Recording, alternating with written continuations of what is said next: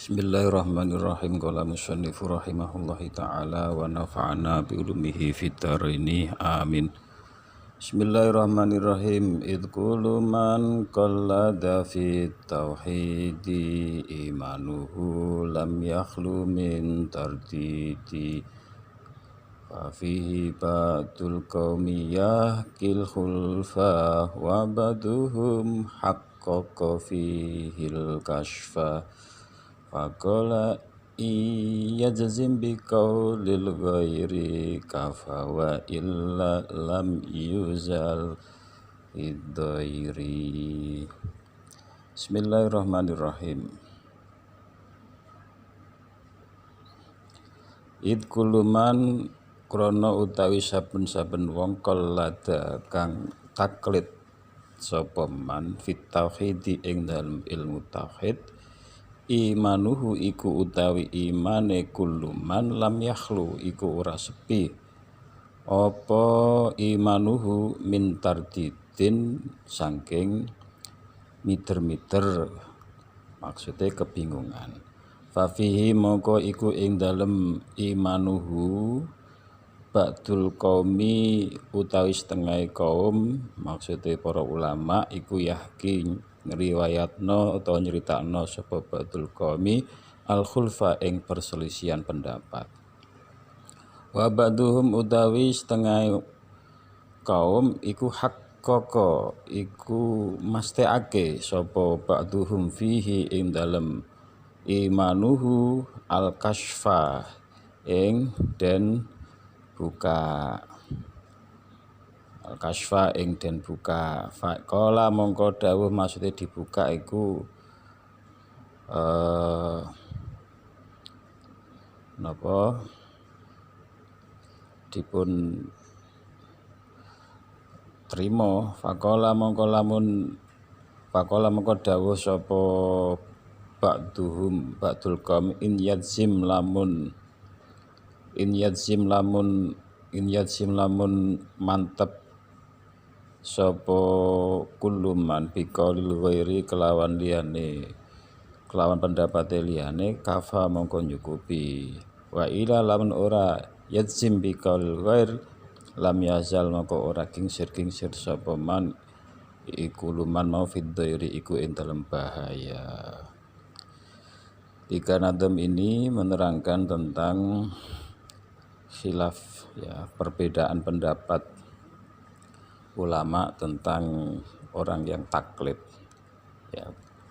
Orang yang taklid itu ada kalanya taklid fi far'in atau taklid di dalam hukum-hukum fikih, maka ulama sepakat bahwa orang yang taklid itu harus dalam hal far'i, dalam hal fikih, madhab fikih, maka harus memilih salah satu dari 4 madhab ya, madhab sing mudawanah, yaitu madhab Hambali, Syafi'i, Maliki ataupun Hanafi. Ini harus dipilih salah satunya, tidak boleh kita langsung kepada kembali ke Quran ataupun kembali kepada hadis ya, karena ini sudah kesepakatan para ulama.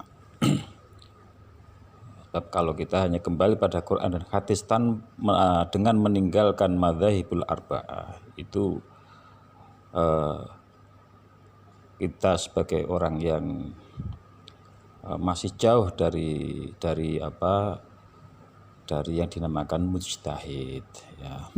Kita sebenarnya itu ikut. Kalau ada orang yang mengatakan kita harus kembali pada Quran dan hadis, lah kok iso sampean sholatmu ikut tekondi? Coba dalam contoh masalah sholat saja kita itu tidak tahu dasarnya.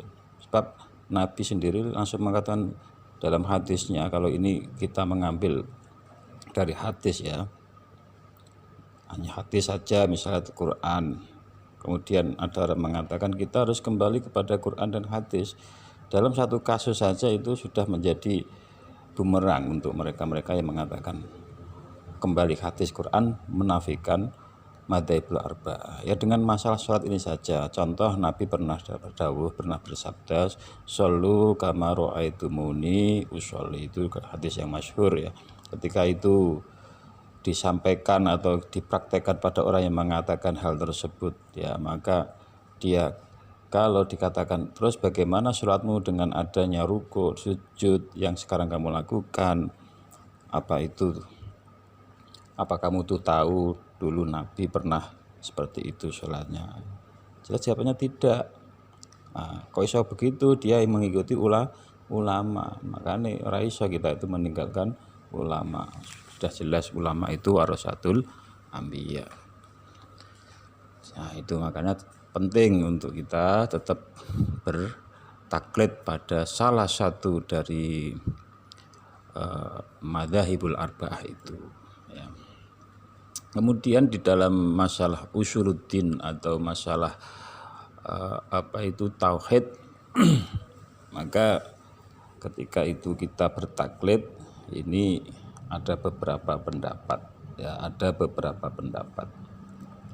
ya, ini fafihi batul qaumi yahki al khulfa ya.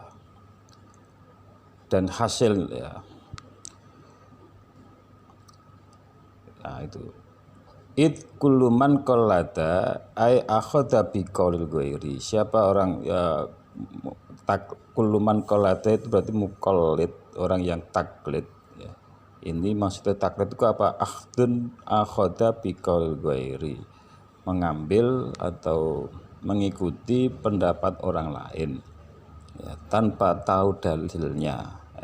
Ai tagoda tegese ngiyakini sapa man madmuna qaulil ghairi ing kandungane ucapane wong liya, mesti wong liya itu ulama, min ghairi ayyarifa daliluhu, dari atau tanpa mengetahui dalilnya. Wa kharaja bi qaulina min ghairi ayyarifa daliluhu at-talamidu, kecuali kan talamid atau murid-murid dari guru ya. Ba'da ayyursyidahum, setelah guru itu memberikan pengajaran, memberikan petunjuk kepada muridnya ya untuk tentang dalil-dalil, fahum arifuna, maka mereka orang atau murid-murid itu dikatakan arifun, orang yang tidak taklid, la muqallidun, tidak orang yang taklid, jadi orang yang sudah berdikari ya, karena sudah tahu dalilnya. Nah ini kaitannya dengan taklid dalam bidang usul, maka hasil khilaf fil muqallid aqwalun sittatun. Hasil atau kesimpulan dari orang yang taklid itu ada 6 pendapat. Al awal adamul iktifai bil taklid.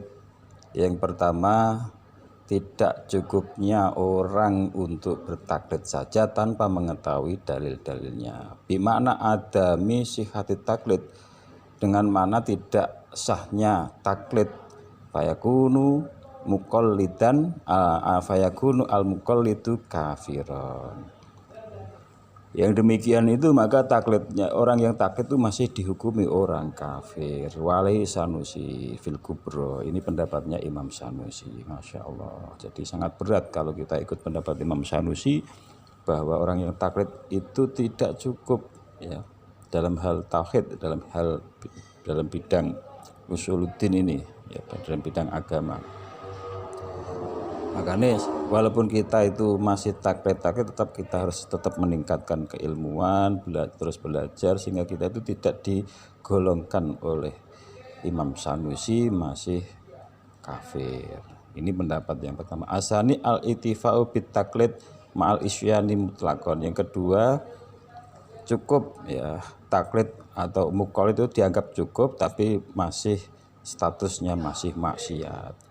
Aisawaun kana fi ahliyatun linadhar amla, baik dia itu ahli mikir-mikir, dia seorang pemikir ataupun tidak, ahli berangan-angan, ahli berpikir ataupun tidak. Jadi ketika dia itu masih taklid ya, maka dia masih dihubungi maksiat, tidak sampai kufur. Terus pendapat yang ketiga al-ittifa'u bihi ma isyan in kana fi ahliyatun nadhar wa ila fala isyana. Yang ketiga dia cukup ya, hukum taklidnya itu cukup tapi masih dalam posisi atau keadaan maksiat kalau dia itu ahli berpikir, kalau tidak maka tidak. Jadi orang-orang awam itu nek pendapat yang ketiga ini wis taklid wis cukup. Tapi kanggone wong-wong sing ahli berpikir, ahli dalam ilmu logikanya bermain, dia juga bisa berpikir jernih, berpikir lebih dalam, maka dia belum cukup, masih dihukumi maksiat. Itu pendapat yang ketiga. Ar-rabi'u annaman qalatul Qur'an was sunnata al-qatiyah sahha imanuhu. Yang berikutnya bahwa orang yang bertaklid pada Al-Qur'an dan sunnah yang qati'ah, yang pasti, maka sah imannya. Litiba'il qat'i, karena ikut pada dalil yang qat'i. Waman qala ghairu dzalika lam yasihha imanuhu. Dan orang yang tidak taklid pada selain Quran dan sunnah yang pasti, lam yasihha imanuhu, maka tidak sah imannya li adami amnil khoto'i, karena tidak adanya khoto atau terjaganya kesalahan ala ghairi maksumin, ala ghairi maksum atas orang yang tidak maksum seperti orang-orang ini atau seperti kita manusia biasa tipe nabi ya. Nah itu nah pendapat yang keempat ini cenderung pada pendapat yang kembali pada Quran dan hadis. Permasalahannya bukan pada pendapatnya tapi pada pelaku pendapat ini atau orang-orang yang mengikuti pendapat ini, apakah dia itu sesuai benar dengan apa yang dikehendaki oleh Al-Qur'an dan apa yang dikehendaki oleh al-hadis. Ya ribet mana pendapat yang keempat ini. Al-khamis, pendapat yang keempat iktifa'u fihi min ghairi isyan mutlaqan. Ini yang pendapat yang paling penak. Ya. Orang yang taklid itu cukup secara mutlak ya, tanpa ada kemaksiatan. Alasannya berbeda dengan pendapat yang kedua tadi ya, li'anan nadhar syartul kamalin, karena nadhar, berangan-angan atau berpikir itu syarat dari kesempurnaan. Faman kana fi ahliyatun nadhar lam yandur faqad tarakal aula. Barang siapa yang bisa berpikir, bisa mendalami ya, kemudian dia tidak mau mendalami, maka dia hanya meninggalkan keutamaan saja, tidak meninggalkan kewajiban. Ini pendapat yang kelima. Asadis ya, anna iman al-muqallid sahih. Yang keenam, bahwa imannya orang yang taklid itu sah, wa yahrumu alaihi nadhar, dan dia haram berangan-angan karena khawatir nanti kesalahan-kesalahan itu akan terjadi, logika berpikirnya nanti akan rusak. Wa mahmulun alal makhluti bil falasifati atau bil falsafati, dan ini cenderung pada pendapatnya orang yang ahli filsafat. Itu yang keenam, ini imannya orang yang taklid sah, dia tidak boleh untuk berlogika atau berpikir dengan pemikiran yang lebih dalam, atau istilahnya mendalamkan pemikiran atau nadharnya itu. Nah, wal qaulu al-haq alladzi alhil al-muawwal min hadil aqwal al-qaulu salis. Pendapat yang paling al-haq yang paling benar, pendapat yang benar atau yang mutawasid yang sedengan, itu pendapat yang ketiga, yaitu ketika orang itu cukup taklid itu dianggap cukup, cuma dikatakan maksiat ketika dia itu tidak berpikir atau bernadhar. Bagi orang-orang yang punya pemikiran yang luas, kanggone wong sing awam, maka tidak dihukumi maksiat.